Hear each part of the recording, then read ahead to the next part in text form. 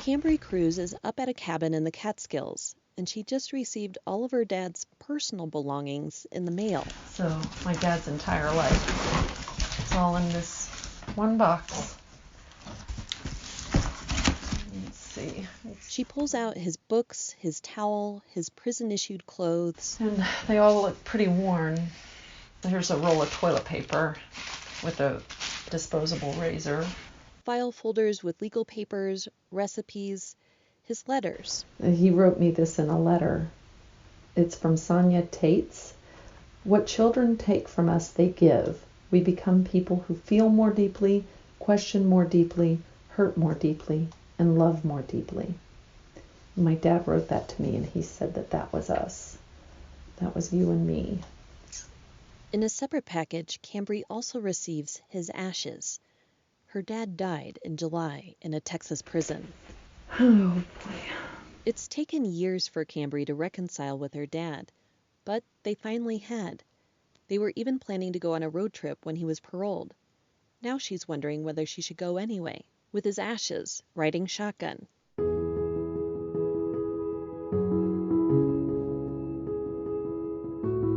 Kambri is 49. She grew up in rural Texas with deaf parents. They met at a school for the deaf. Her mom had partial hearing. Her dad was completely deaf. Mom worked factory jobs, while dad worked construction. Money was tight at times. But Kambri says she and her brother had all they needed, living a feral life. Running through the woods and killing snakes and swinging from trees and swimming in the creek and fishing and stuff. Kambri looks like her parents. She shares her dad's dark eyes and mom's blonde hair. Her mom's name was Christy. Her dad was Ted, but everyone called him Seago, short for Can I Go Out? Seago built a tin shed for the family while they saved up enough to lease a trailer. When their trailer was repossessed, they moved back into the shed. We're talking no electricity, no indoor plumbing, a concrete slab floor, one bunk bed to sleep in, mom and dad on bottom, brother and sister up top. In Texas heat, living in a tin shed is not comfortable, to say the least. But being the daughter of deaf parents had its advantages. Take, for instance, the vulgar comedy records that she listened to. I had subscribed to Columbia Records, and I ordered things like Richard Pryor, Eddie Murphy, wildly inappropriate for my age. Kambri and her brother would also have full conversations in front of their parents without moving their lips. So at dinner, he'd be like, all right, I'm going to sneak out. You tell mom and dad I'm hanging out with Jimmy, okay? So Kambri remembers her dad always doted on her. One time, after a long day at the beach, Kambri and her brother were riding home in the back of the pickup truck. Her flip-flop got sucked out through a rusted hole in the truck bed. Kambri broke down in tears. Seago saw Kambri so upset he pulled over, ran across 4 lanes of traffic, cars swerving and honking at him. Of course, he couldn't hear them. And he runs back like he's carrying the Olympic torch, and he's like, yeah, woohoo, and people are hooting and hollering. And he rescued this maybe $1 worth of Flintstone flip-flop, and he gave it back to me. He's like, don't you cry, baby girl, don't cry. Yeah, he would have done anything. When Kambri was a teenager, the family moved from the woods to the big city, Fort Worth. That's when she learned her dad's drinking was a problem. I would ask my mom, when's he coming home? And she wouldn't give me the answer. And that made me so anxious, just balls of anxiety. Even though he was a talented builder, Seago had a tough time holding on to a job. And when he was out of work, he'd get paranoid. See, Kambri's mom, Christy, could hear pretty well with hearing aids, but Seago could not, so he often felt left out. He's like convinced that we're talking about him. Kambri really got into theater when she was in high school. There was one play she was in. It was so well received, the school's drama program made it to a statewide competition held at the University of Texas. So it was a huge deal. It was like every single parent came out on the buses and in caravans of cars. After all of the schools performed, everyone waited in the auditorium for the judges to tally the scores. That's when we just hear this guttural, like, and everybody's like, what is that noise? I immediately recognize it. It's my dad on stage doing his best Elvis impression, was swinging his arm around and doing his gyrating hips. One of the adults in charge finally chases Sego off the stage. And I'm just like slunk down in my seat. I was mortified because all my friends are like, "Wait, Kambri, isn't that your dad?" I'm like, "No, stop, no, no, I've never seen that man before in my life. What are you talking about? No." But of course it was. I was so mad at him. Despite that embarrassing moment after the play, Kambri has stayed with theater. In fact, she's even shared parts of her life on stage. Here she is last year talking about how noisy it was in her house. Deaf people really don't understand how loud they can be. Everything from bodily functions to clanging of dishes, it all becomes just sort of white noise of life to a coda, a child of deaf adults like myself. I used to sleep with speakers in my bed with the volume turned up to 10 and would still sleep through the alarm. So I also never heard my parents fight. But one night, when Kambri was 17, she did hear them fighting. She got up, tiptoed down the hall, and she was laying on the floor, and my dad was straddling her with his arm cocked back, ready to punch. And my mom saw me in the doorway, so she turned her head a little bit, and just that fraction of a move, my dad's fist hit the floor instead of her face. Kambri had never seen her dad like this, unhinged. Around the apartment, there were about a dozen fist-sized holes in the walls. I ran to my bedroom and I called 911. And now my first instinct was to protect my dad, because in the deaf community you would hear stories all the time about how deaf people would be mistakenly shot dead by the police because they hadn't listened to the officer's commands. So I made sure that the 911 operator knew that my dad was deaf, and please don't shoot him. The police arrived, but this was Texas in the 1980s. There weren't laws yet to protect Kambri's mom from her husband.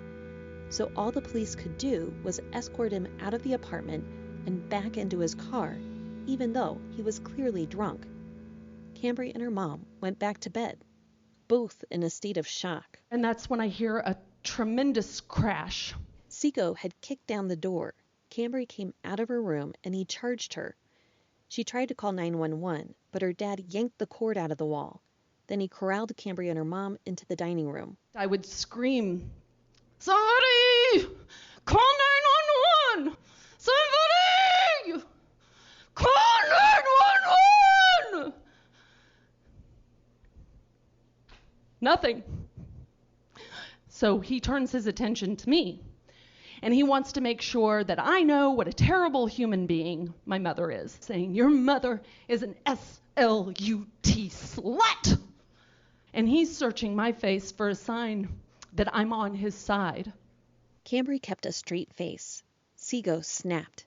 That's when he grabbed Christy by the throat and slammed her up against the wall. Her feet are at least a foot off the ground, and her heels are digging and writhing around like she's trying to get some leverage on the wall, and her eyes are bugged out, and I get in between their faces, and I make my dad look at me. "Look at me. It's Kambri, your baby girl. Look at me. Why are you doing this? Why?" Her dad's eyes filled with tears, and he let Christy go.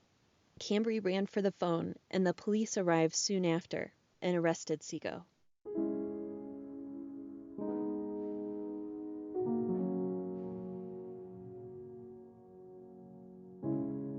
All of this happened during Kambri's senior year of high school. She stayed in school, did her best. Her dad wound up getting 4 years probation, not nearly enough as far as Kambri was concerned. Between the attack on her mom and the sentence, Kambri decided to leave.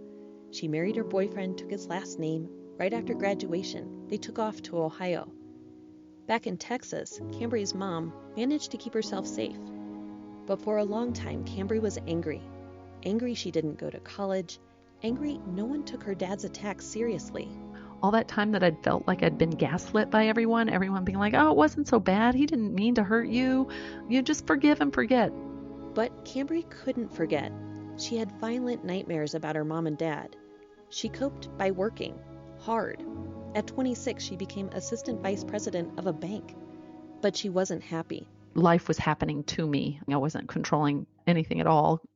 So Kambri ended her marriage and moved even farther away from Texas, to New York, to reinvent herself. all the while keeping in touch with her mom. Kambri would also get occasional late-night phone calls from her dad. One night, out of the blue, Kambri's brother called with staggering news. Sego stabbed a new girlfriend, and he almost killed her. Bam, wakes me up. It wakes up all those old memories, and all those old nightmares started coming back. The prosecutor asked Kambri and her mom to testify against Sego. Kambri refused. No way was she going to turn her life upside down again. So she told her mom to do it. Of course, I was nervous. I've never been in a courtroom where I have to be on the stand. This is Kambri's mom, Christy. But when they brought him in, first thing I said, oh my gosh, he's aged. Alcohol has aged him. Of course, it upset me to see him. He kept his head down. He wouldn't look at me. As soon as the judge gave his decision, Christy called Kambri. And she said, 20 years. I answered the phone, and that was the first thing out of her mouth. They gave him 20 years, and she was sobbing and sobbing and sobbing. You know, just it all coming out. Anger, rage, guilt, shame, and every single emotion, this horrible soup just came spilling out of her. When I went home, I went and took a shower, a long hot shower, and just wanted to just clean myself off, and just cried and cried and cried and wailed. Sego dried out in prison, and he started writing Kambri. Sometimes he'd just ask for money. Other times he'd ask her to look up some fact he'd bet another inmate he knew. Every once in a while, a letter would rekindle something. Kambri would remember why she loved him so much. We always said he could charm the socks off a snake. And then there were times when he denied the attack on her mom. At what point, and I don't know if you still hold on to some of that anger, but him not owning up to those attacks, I would be angry. There definitely were moments where I would be like, you cannot possibly think that I believe this. And I'm like, Dad, I was in the room. I called 911. What kind of horse shit are you trying to sell here?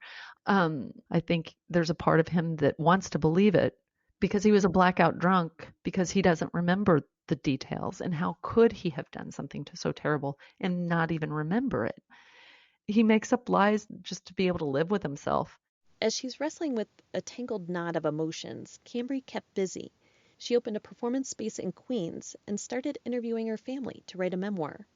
Researching his childhood and learning about his traumatic past was very helpful for me to gain empathy and to see him as a fully complicated person and not just this violent offender. She found out he had a really high IQ, but as a kid he had trouble communicating with his own hearing family. He looked for attention in other ways and was punished as a result. One time when he was little, they threatened to leave him in an unfamiliar part of town. He had been whipped with cherry switches until lashes on his back that would result in open flesh wounds and welts and just terrible. Kambri's book was published in 2012, and she mailed a copy to her dad in prison. And I was hopeful that he would read it like it was meant to be. It was a letter to him. It was just a really long letter. I had wanted justice and had gotten it. Now, I just wanted my daddy, the one I chose to remember, the man who rescued my flip-flop because he thought it meant something to me, the father who danced better than John Travolta, the father who was my Daniel Boone, Frank Lloyd Wright, Ben Franklin. Sego refused to read the book. He couldn't face the hurt he caused, but sometimes he mentioned something he could only have learned in the book. After a few years, Kambri visited him in prison from time to time. They got closer. Eventually, Sego owned up to the attacks. After 2 decades, he wrote a letter to Kambri's mom, Christy, asking for forgiveness. And I feel like that he served his time, because after that letter he wrote, I honestly felt like he was going to try to, change when he got out.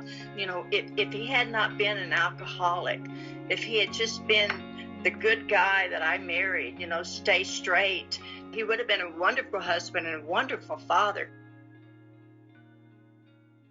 In June of 2020, after serving 18 years of a 20-year sentence, Sego was paroled. And I was like, he got paroled. Oh my God, he's coming home. Oh my God. During his last year in prison, Kambri and Sego planned a road trip. Kambri even bought a red Jeep just for the occasion. They had the whole thing mapped out. But the coronavirus halted their plans. The Texas prison system prevented thousands of inmates from completing mandatory pre-release programs. Everyone was put on lockdown. Inmates received just one meal a day in their cells. We're talking inedible food, molded bread, cold meat, like still frozen. Sego lost 25 pounds in a month. Kambri was livid. Just a few weeks after the parole announcement, Sego collapsed and was taken to the hospital. The doctor diagnosed him with lung cancer. He died 5 days later. He was 73. I was upset and I cried because there's this man that I was married to for 23 years.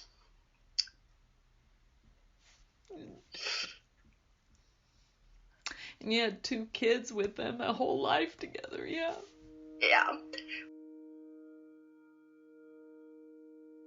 Well, how are you feeling? I'm at peace. I feel like he and I said everything there was to say. I'm very disappointed that we didn't have time in the free world. So I'm sad that we didn't get that. Yes, I'm sad for that too. Yeah.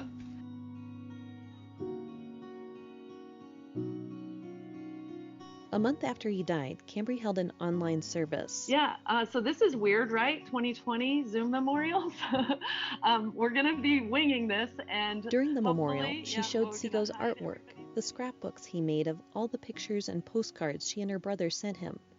Friends shared memories, and Kambri read a letter she wrote to him in his final days. Dear Daddy, I want you to be relieved of any pain and suffering. The world is better for you having been in it. You have given lessons to and inspired many, and you're accepted. She thanked him for teaching her how to drive a stick shift, how to grow a garden, and less tangible things like empathy and forgiveness. You are my greatest teacher. You can't begin to know how much I love you. Always have, always will. Kambri. Kambri has decided, after all, to take her dad's ashes on that road trip through the South. They'll visit the school for the deaf where he met Kambri's mom. Then they'll drive to the Texas woods they called home. They'll head north to Oklahoma to see friends and family. And finally, they'll head east to New York, where Kambri will plant a pecan tree and shine a light on it. This is Two Lives from KJZZ Original Productions. I'm Laurel Morales. This piece was produced as part of the Transom Storytelling Mentorship. Special thanks to Yums the Word for letting us use audio from the show. To download all Two Lives episodes, go to our website, kjzz.org, or wherever you get your podcasts. And if you like it, please tell your friends and leave a review.